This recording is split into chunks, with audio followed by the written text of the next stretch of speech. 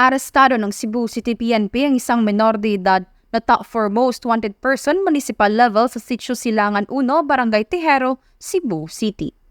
Kinilala ni Police Colonel Arneo B. Dalogdog, City Director ng Cebu City Police Office, ang suspect na si CJ, 16 na taong gulang at residente ng nasabing lugar.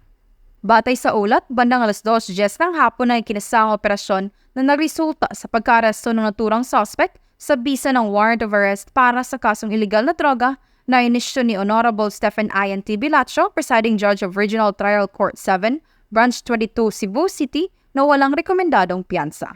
Samantala, nasa kustudiya na ngayon ng Cebu City Police Office ang suspect para sa dokumentasyon at tamang disposisyon. Ang kapulisan ng Waterfront Police Station 3 na pinangunguluhan ng aming butihing station commander na si Police Major Efren de la Cruz Diaz Jr.